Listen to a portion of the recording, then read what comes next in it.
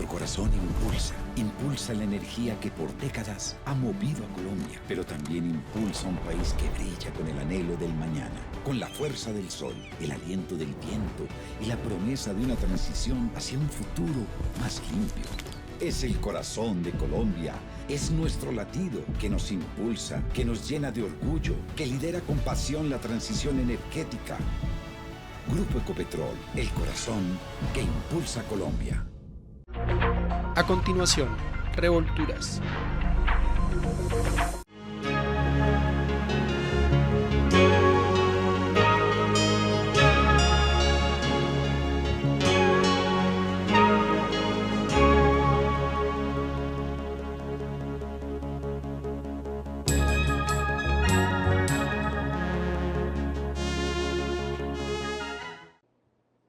Hola, ¿qué tal?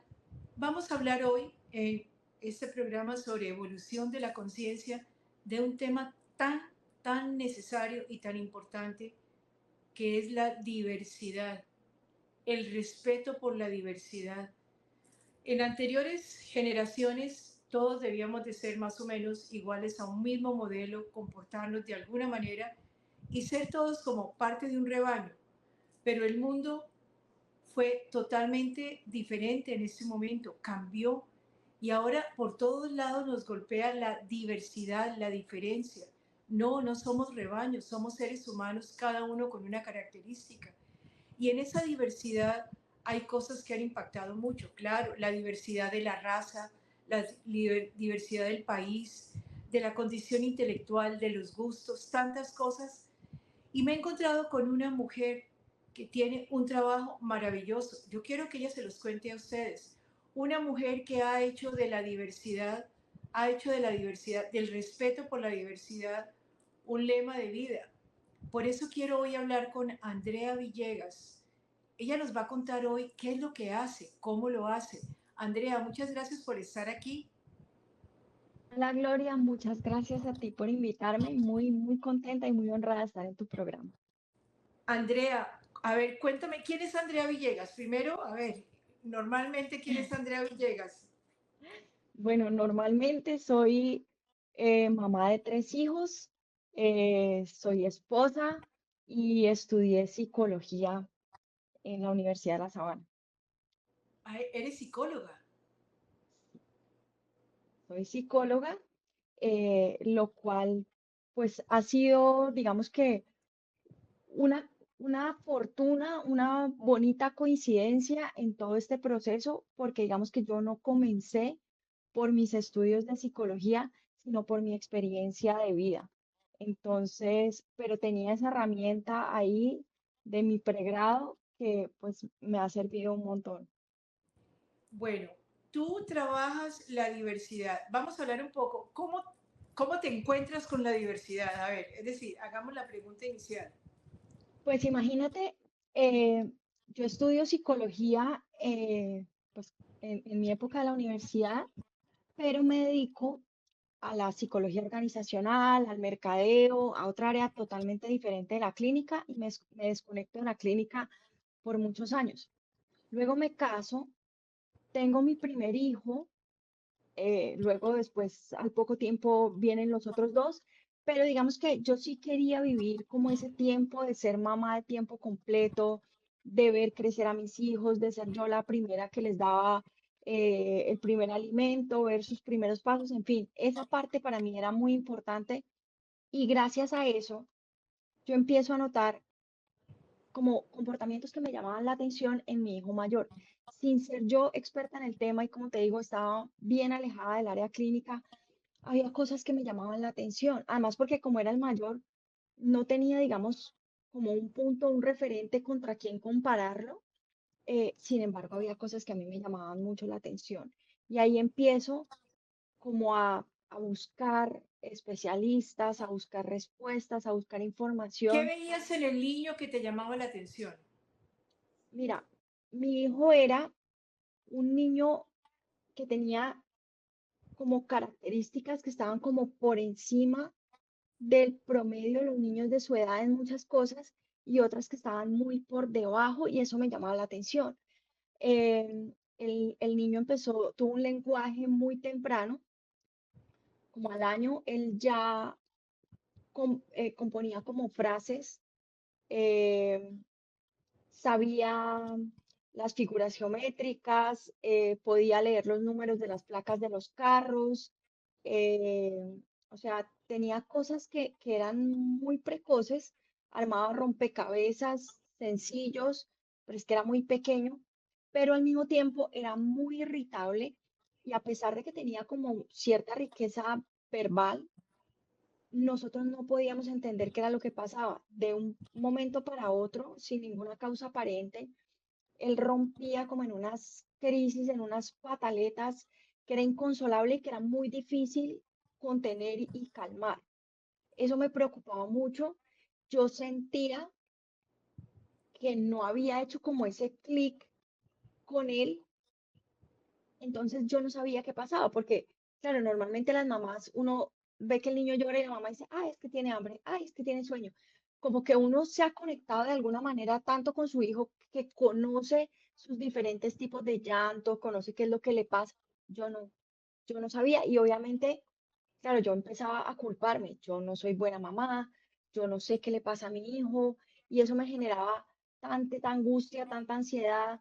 Yo no sabía si regañarlo porque estaba siendo malcriado o consolarlo. Eso para mí era muy angustiante. Entonces empiezo a buscar respuestas, a buscar especialistas, a buscar personas que me ayuden a entender qué es lo que le pasa a mi hijo. Pero te digo que pasé por todo, o sea, desde algo de algún tema mental hasta ir donde un ¿Posesiones? sacerdote porque no sabía, de verdad yo no sabía qué era lo que pasa. Estos fueron tiempos de mucha angustia. Luego, cuando él iba a cumplir más o menos 2 añitos, yo quedé en embarazo, entonces, claro, lo que me empiezan a decir es, no, es que él está reaccionando así porque viene su hermanita, luego nos mudamos de ciudad, entonces, no, es que él está así porque el cambio, pero yo sentía que había algo más. Me decían también que su mente iba tan rápido, que era más rápida que su cuerpo, entonces esto le generaba un sentimiento de frustración y, y que por eso él se ponía así. Pero a mí como que esas respuestas no me convencían del todo y eso pues digamos que fue lo primero que yo aprendí. El instinto de mamá es algo a lo que uno le tiene que creer. Eh, Nos fuimos a vivir a Estados Unidos un tiempo y en Estados Unidos como que se magnificaron todos estos comportamientos diferentes, digamos. ¿No le Yo tenías no un los, nombre todavía? ¿No tenías no, ningún yo no le nombre ni tenía nada? nombre. ¿Una conducta rara nada más? No, digamos que yo seguía explorando, pero lo que me decían la mayoría de los profesionales es que el problema era yo, que yo estaba tan ansiosa, que yo pues veía cosas en él que no eran, que era un niño muy inteligente, que tenía que estar muy agradecida por eso, pero yo sentía que yo no lo podía manejar. Eso para mí no era algo bueno, no era una bendición, era una preocupación.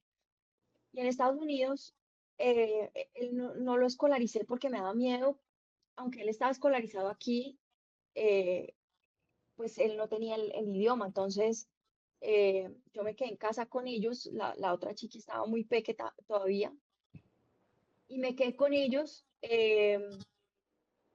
y en los tiempitos que tenía medio libres me metí a internet y buscaba y Bueno, te hago buscaba una y buscaba. pregunta. ¿El papá qué decía y la familia qué decía? ¿Mala madre? ¿Qué papel jugaba el resto de la gente? Mi esposo es médico Ah, eh, y él me decía, no, yo creo que no, yo creo que yo lo veo normal, que eso tiene otra historia porque además algún día empezó a decir, no, es que yo también era así. Y entonces yo le dije, ¿y a vos quién te dijo que es que porque vos eras así, eso era, eso es lo normal. típico, digamos? Eh, y descubrimos, digamos, que mi esposo tiene muchas características del espectro autista que nunca supo, pero, pero pues en ese momento no entendíamos realmente qué era lo que pasaba. Y sí, yo creo que para muchos yo era como una mamá con mucho tiempo libre, que se imaginaba cosas y Desocupadas mirando problemas, buscando problemas. tal cual. tal cual. Bueno, ¿no? Y en eso, en esa búsqueda, doy con lo que en ese momento se llamaba el síndrome de Asperger, empiezo a leer las características y fue impactante, fue revelador, porque era como si me estuvieran describiendo a mi hijo con cosas que yo no le había visto que tenían relación.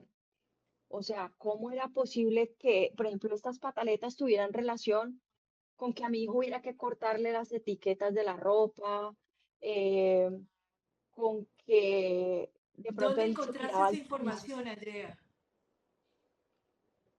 En este momento no me acuerdo, pero en internet, porque yo empecé a buscar como una, o sea, yo sentía que era como algo más esquizoide, entonces empecé a buscar algo como por ahí, y entonces una búsqueda me llevó a otra y a otra, porque yo decía, Dios mío, ¿dónde llegué a hacer esto? ¡Qué angustia!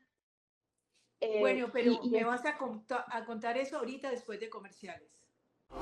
Ya regresamos con Revolturas.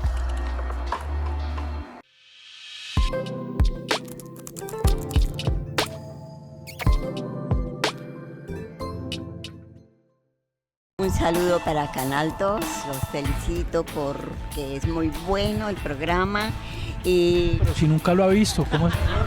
Lo presento. Usted nunca lo ha visto, ¿cómo así que es bueno el programa? pero me imagino porque los caleños son buenos para todo. Es que dicen que yo me parezco a ella físicamente, pero me parece No, pero que... ahí ya no. Del Estás Agustín hablando Codazzi. como puro mamerto. No, del Agustín no, Codazzi. no Se me son acusa de ciertas. eso. Yo tengo un equipo de investigadores muy fuerte. ¿Y tú? No, les espera un buen futuro, que es el número 3. Evolucionen y lleguen al 3.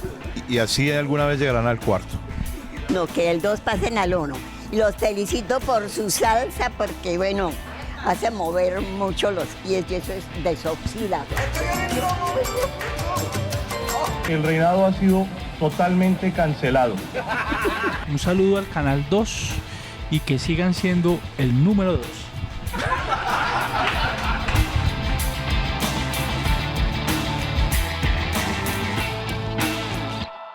Nuestro corazón impulsa los sueños de miles de jóvenes que reciben una beca para forjarse un mejor futuro. Impulsa la esperanza de las familias que han dejado de cocinar a leña. Impulsa la unión con caminos que acercan a nuestra gente. Es el corazón de Colombia, es nuestro latido que nos impulsa, que nos llena de orgullo, que lidera con pasión la transición energética.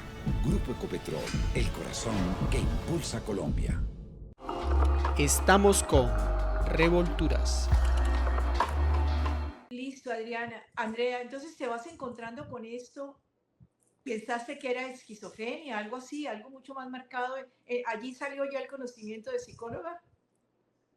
sí, ahí ya empezaron a salir, pero sobre todo los temores, eh, porque digamos que aunque él era un niño, como te digo, con lenguaje temprano, y era un niño que de alguna manera se relacionaba con nosotros, sí había cosas que me llamaban la atención, era que, por ejemplo, uno lo llamaba y él no siempre respondía, él no miraba a los ojos, eh, ese tipo de cosas, sobre todo, y sobre todo que uno, por ejemplo, lo regañaba porque había hecho algo mal y él no se veía como que eso le importara, ¿no? Parecía como no me importa, no siento remordimiento, voy a decir, o no siento pena porque me di cuenta que hice mal, o sea, eso sobre todo me impactaba muchísimo y me preocupaba muchísimo.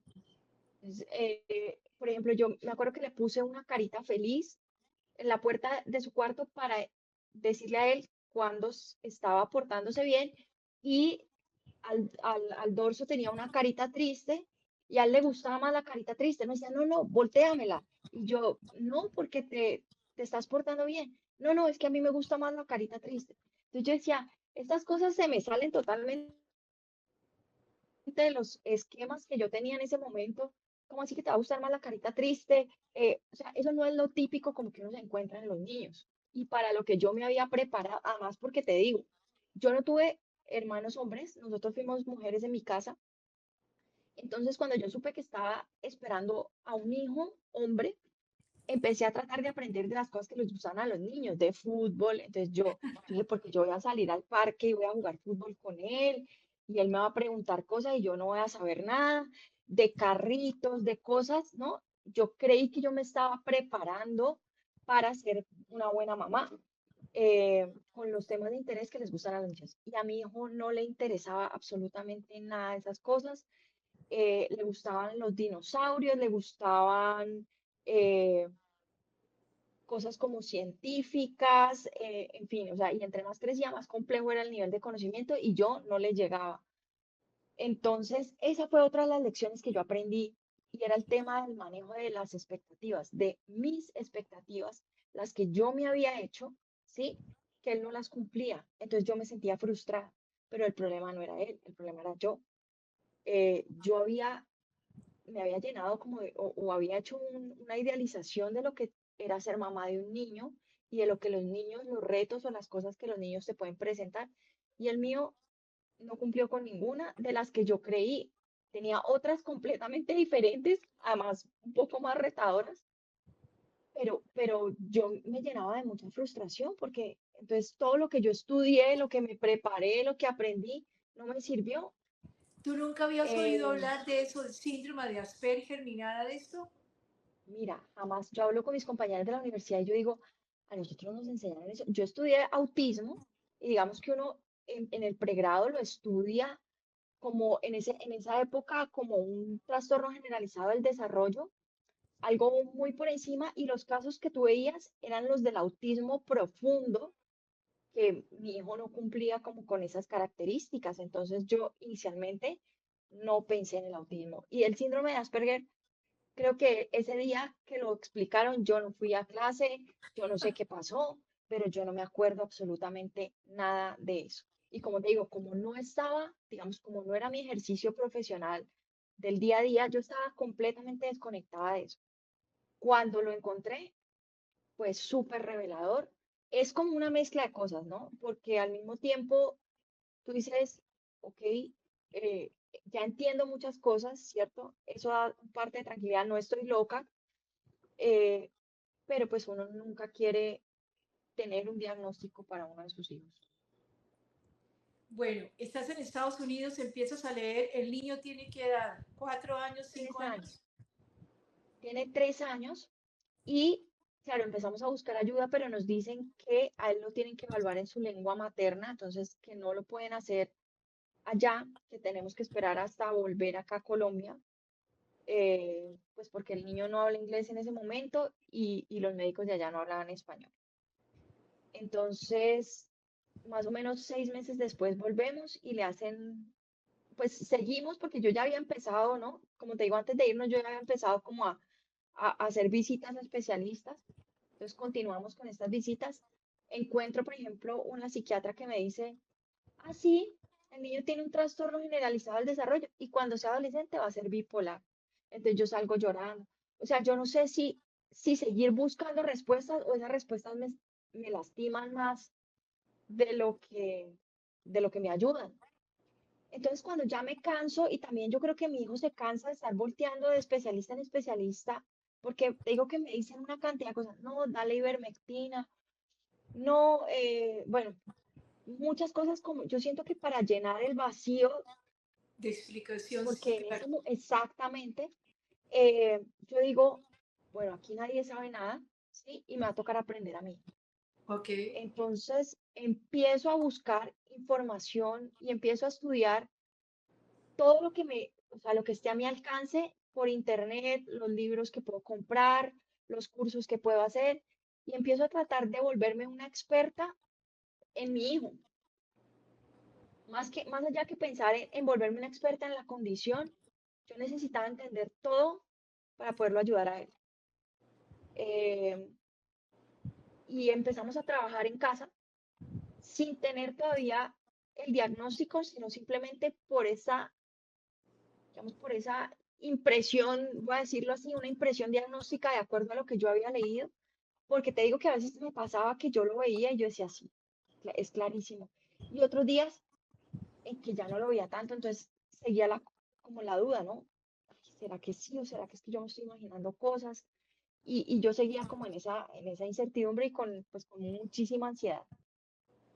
Entonces, pero igual digo yo, bueno, esto me interesa, me parece interesante, voy a leer, voy a aprender y empiezo a certificarme y a estudiar y ayudarlo desde casa.